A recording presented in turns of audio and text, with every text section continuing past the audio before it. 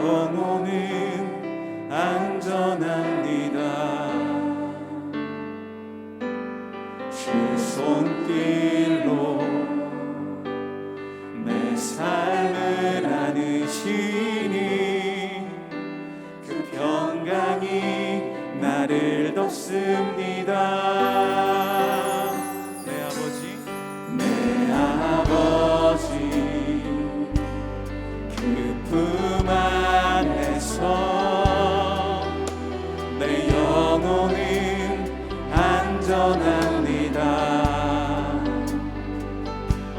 주 손길로 내 삶을 안으시니 그 평강이 나를 덮습니다. 나 비록 넘어지면 흔들리지만 주 내 안에 거하며 나를 붙드시니 내 생각을 주께로 돌리고 주시는 평강의 옷을 입습니다. 주 약속 안에서 내 영혼 평안에 내 뜻보다 크신 주님의 계획 나 신뢰해. 두려움 다 내려놓고 주님만 의지해. 주 안에서 내 영혼 안전합니다. 형제들아, 우리가 잠시 너희를 떠난 것은 얼굴이요 마음은 아니니 너희 얼굴 보기를 열정으로 더욱 힘썼노라. 그러므로 나 바울은 한 번 두 번 너희에게 가고자 하였으나 사탄이 우리를 막았도다. 우리의 소망이나 기쁨이나 자랑의 면류관이 무엇이냐? 그가 강림하실 때 우리 주 예수 앞에 너희가 아니냐? 너희는 우리의 영광이요 기쁨이니라. 제3장. 이러므로 우리가 참다 못하여 우리만 아덴에 머물기를 좋게 생각하고 우리 형제 곧 그리스도의 복음을 전하는 하나님의 일꾼인 디모데를 보내노니 이는 너희를 굳건하게 하고 너희 믿음에 대하여 위로하므로 아무도 이 여러 환난 중에 흔들리지 않게 하려 함이라. 우리가 이것을 위하여 세움 받은 줄을 너희가 친히 알리라. 우리가 너희와 함께 있을 때 장차 받을 환난을 너희에게 미리 말하였는데 과연 그렇게 된 것을 너희가 아느니라. 이러므로 나도 참다 못하여 너희 믿음을 알기 위하여 글을 보내었노니 이는 혹 시험하는 자가 너희를 시험하여 우리 수고를 헛되게 할까 함이니 지금은 디모데가 너희에게로부터 와서 너희 믿음과 사랑의 기쁜 소식을 우리에게 전하고 또 너희가 항상 우리를 잘 생각하여 우리가 너희를 간절히 보고자 함과 같이 너희도 우리를 간절히 보고자 한다 하니 이러므로 형제들아 우리가 모든 궁핍과 환난 가운데서 너희 믿음으로 말미암아 너희에게 위로를 받았노라. 그러므로 너희가 주 안에 굳게 선즉 우리가 이제는 살리라. 우리가 우리 하나님 앞에서 너희로 말미암아 모든 기쁨으로 기뻐하니 너희를 위하여 능히 어떠한 감사로 하나님께 보답할까. 주야로 심히 간구함은 너희 얼굴을 보고 너희 믿음이 부족한 것을 보충하게 하려 함이라. 하나님 우리 아버지와 우리 주 예수는 우리 길을 너희에게로 갈 수 있게 하시오며 또 주께서 우리가 너희를 사랑함과 같이 너희도 피차간과 모든 사람에 대한 사랑이 더욱 많아 넘치게 하사 너희 마음을 굳건하게 하시고 우리 주 예수께서 그의 모든 성도와 함께 강림하실 때 하나님 우리 아버지 앞에서 거룩함에 흠이 없게 하시기를 원하노라. 사랑하는 성도 여러분, 오늘도 주님으로 인해서 참 기쁨과 평안을 누리시는 복되고 거룩한 하루가 되시기를 우리 주님의 이름으로 소망합니다. 오늘은 사람을 세우는 격려의 방법이라는 제목으로 함께 하나님의 말씀을 나누도록 하겠습니다. 우리가 건물을 새로 지은다고 한번 생각해 봅시다. 건물을 새로 지을 때는 많은 시간이 걸립니다. 또 건물 설계와 또 여러 가지 건물을 짓는데 지혜가 필요하기도 합니다. 반대로 우리가 건물을 허무는 것은 어떤가요? 순식간입니다. 우리가 철거 현장을 보면 순식간에 무너뜨리는 것을 우리가 볼 수가 있습니다. 여러분, 사람도 마찬가지입니다. 사람을 세우는 일은 어려운 것입니다. 그러나 사람을 무너뜨리고 넘어뜨리는 것은 정말 순식간에 할 수 있다라는 것입니다. 우리는 사람을 세우는 자를 격려자라고 하고 사람을 무너뜨리는 자를 파괴자라고 말할 수 있습니다. 오늘 보면 사도 바울을 보면 사람을 세우는 격려자였습니다. 우리도 이런 격려자가 되어야 하겠죠. 오늘 본문 2절 3절을 함께 보겠습니다. 함께 보면 우리 형제 곧 그리스도의 복음을 전하는 하나님의 일꾼인 디모데를 보내노니 이는 너희를 굳건하게 하고 너희 믿음에 대하여 위로함으로 아무도 이 여러 환난 중에 흔들리지 않게 하려 함이라. 우리가 이것을 위하여 세움 받은 줄을 너희가 친히 알리라. 디모데를 보낸다라고 그러는데 그 이유가 무엇이었습니까? 여기 보면 너희를 굳건하게 하고 너희 믿음에 대하여 위로하려고, 바로 격려하기 위해서 보냈다라고 말하고 있습니다. 여러 환난 중에 흔들리지 않게 하려고. 한마디로 말해서 데살로니가 교회는 참 환난이 많았습니다. 핍박도 많았고 또 깡패들도 많았습니다. 그랬던 그 동네인데 환난 중에 있는 성도들에게 격려해 주기 위해서 디모데를 보냈다라고 말하고 있는 것입니다. 여러분, 격려라는 단어가 영어로 encourage, 용기라는 단어입니다. 용기를 준다, 힘을 준다라는 것이죠. 힘을 실어주기 위해서 바로 이 디모데를 보냈다라고 성경은 말하고 있는 것입니다. 여러분, 사람마다 별명이 있습니다. 별명이 있고 또 본명이 있는데 본명이 더 유명하죠. 별명이야 뭐 기억할 수도 있고 기억하지 못할 수도 있습니다. 그러나 본명보다 이 별명이 더 유명한 이 성경의 인물이 있습니다. 여러분, 누구입니까? 바로 바나바입니다. 바나바의 원래 이름은 무엇입니까? 요셉입니다. 요셉이라고 우리가 잘 기억하지 못하는 것 같습니다. 바울과 요셉, 그렇게 말하지 않습니다. 바울과 바나바, 이렇게 기억합니다. 바나바가 별명인데 별명이 더 유명합니다. 여러분, 바나바의 뜻이 무엇입니까?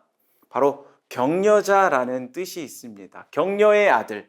성경에는 위로의 아들이라고 나와 있습니다. 격려 잘하는 사람이라는 뜻이죠. 사도 바울이 회심했습니다.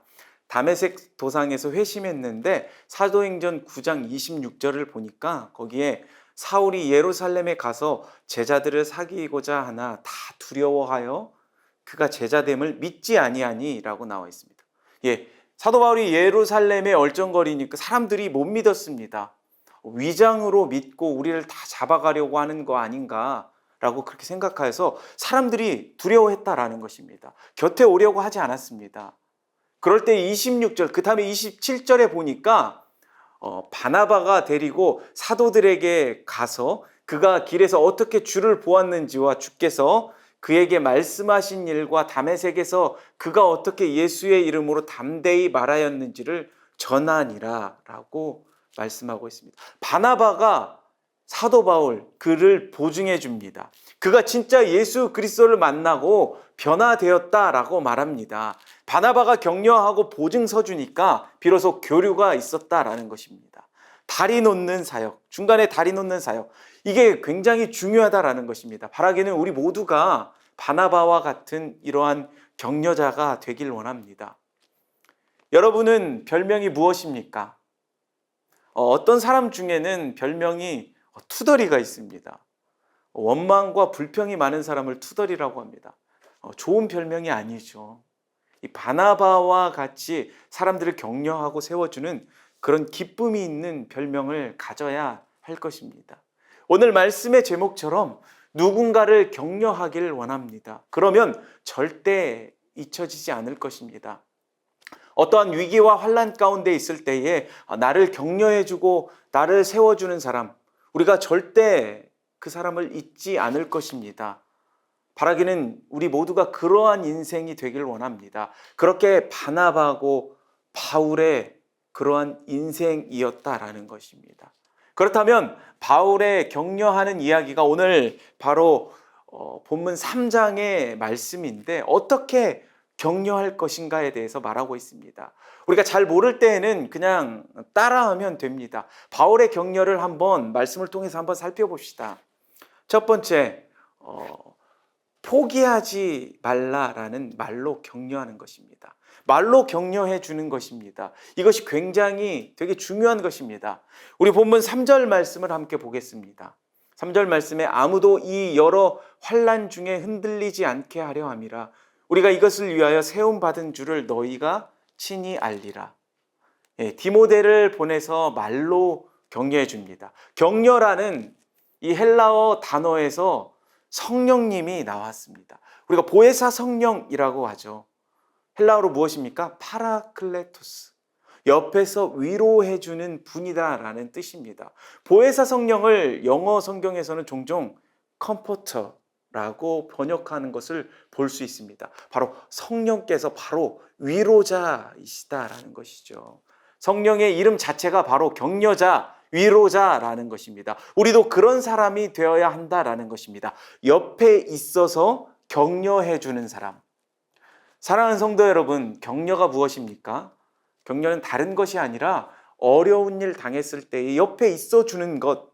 이것이 바로 격려입니다. 우리의 인생 가운데 어려운 일이 얼마나 많습니까? 그럴 때에 어떤 누군가가 와서 격려해 줘서 다시 일어설 수 있다라면 우리에게 얼마나 그러한 큰 도움이 되겠습니까? 그게 바로 격려다라는 것입니다.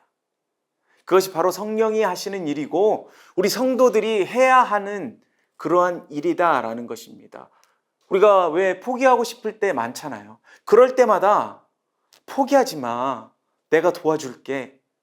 그렇게 말할 수 있는 그게 바로 격려다라는 것입니다. 여기 5절 말씀을 함께 보면 이러므로 나도 참다 못하여 너희 믿음을 알기 위하여 그를 보내었노니 이는 혹 시험하는 자가 너희를 시험하여 우리 수고를 헛되게 할까 함이니. 시험하는 자가 나옵니다. 시험하는 자가 누구입니까? 바로 마귀죠.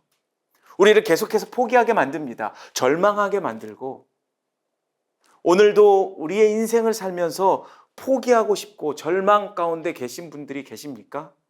여러분 포기하지 마십시오. 하나님의 음성으로 듣고 조금만 더 힘내시고 조금만 더 하나님 앞에 나아가길 원합니다. 내가 너와 함께한다라는 주님이 계십니다. 그리고 주변에서 포기하지 마, 힘내라는 그 한마디가 우리를 일으켜 세울 힘이 된다라는 것입니다. 어쩌면 우리의 그 위로의 한마디가 필요한 사람이 우리 주변에 있을 것입니다. 기도하다 보면 떠오릅니다. 그럴 때마다 우리는 격려하기를 원합니다.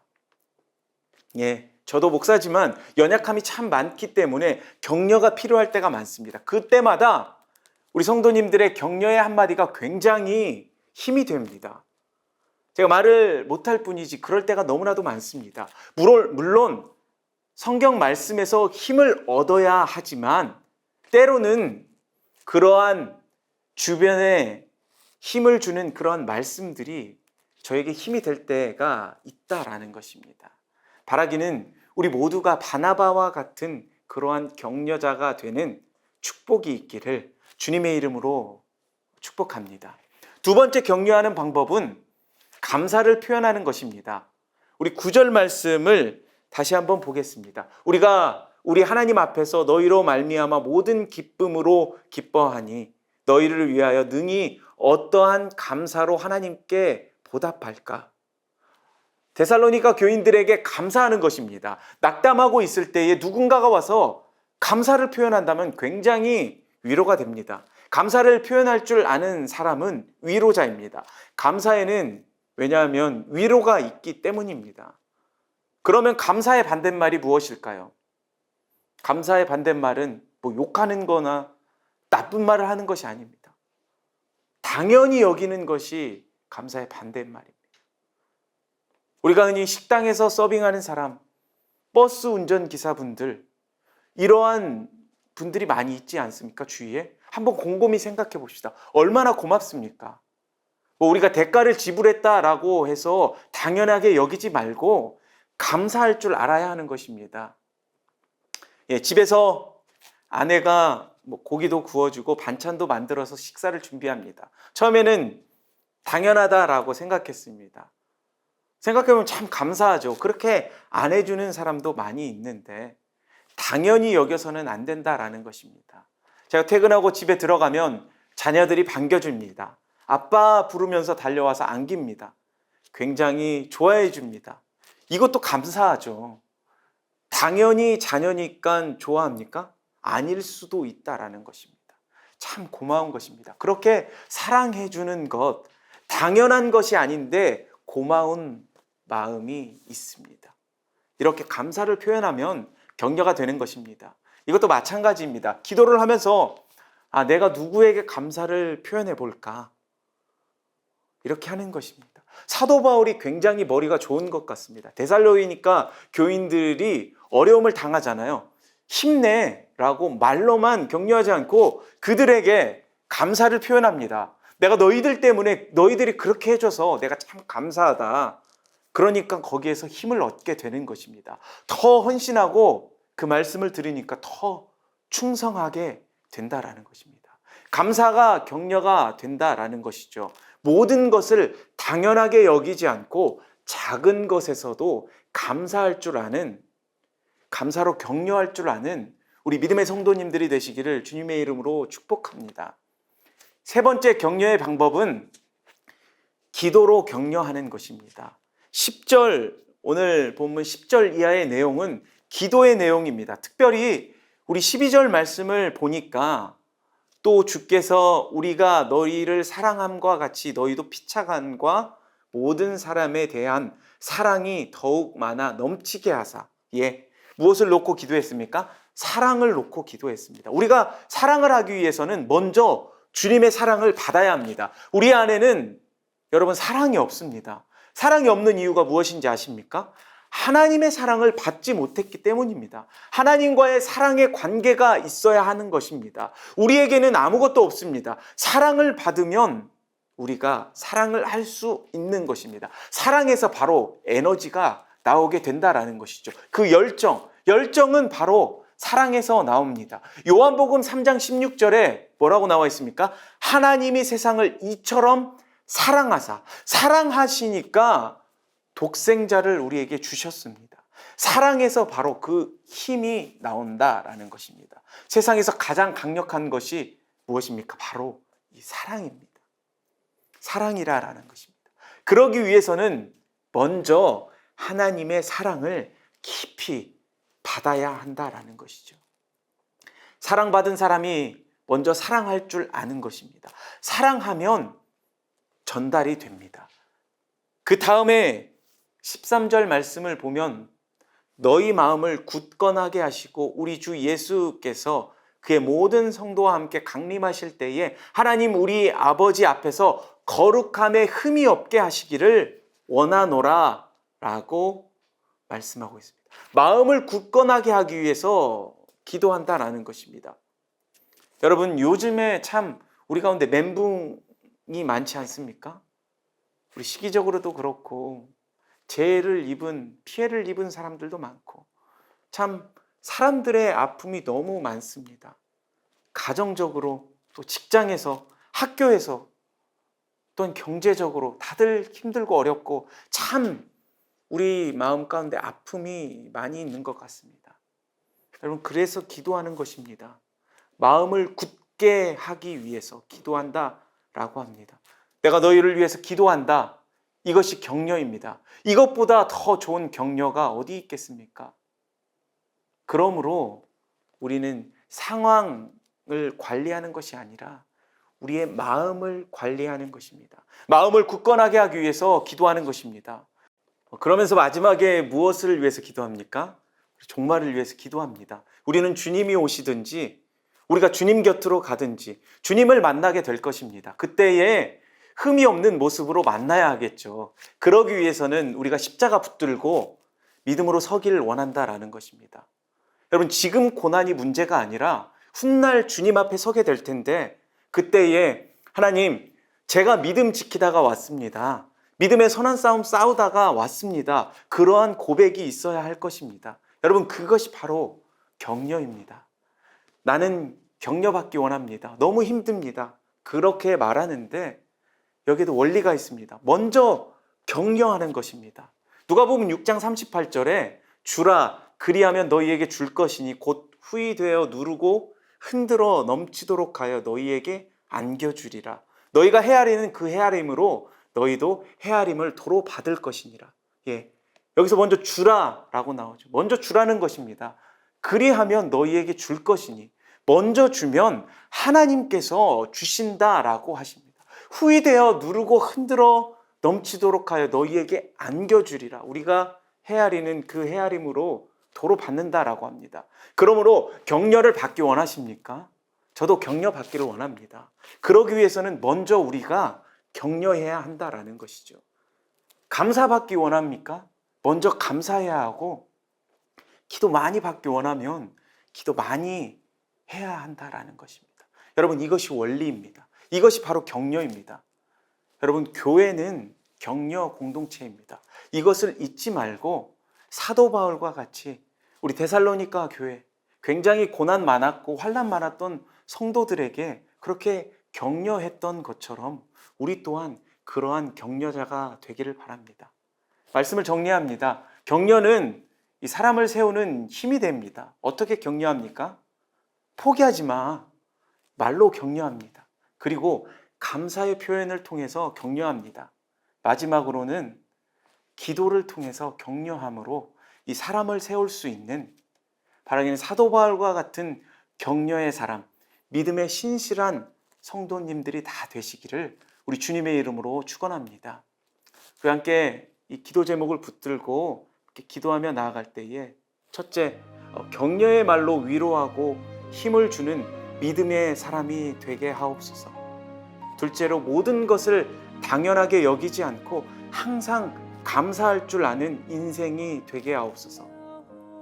마지막으로, 먼저 하나님의 사랑을 깊이 경험하고 그 사랑을 실천하며 날마다 기도로 격려할 줄 아는 우리 모두가 되게 하옵소서. 함께 이렇게 기도하시고, 이어서 우리 랜선 선교 단기 랜선을 위해서 다음의 기도 제목을 읽고 함께 기도하겠습니다.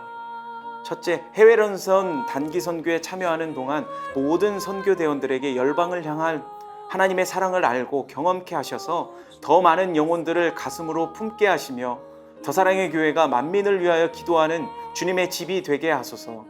둘째, 현지 사역에서 복음을 위해 애쓰시는 선교사님들과 가정의 건강을 허락하시고 늘 성령 충만함으로 담대하게 복음을 전하게 하시고 그 땅에 복음의 씨앗이 잘 심겨지게 하옵소서.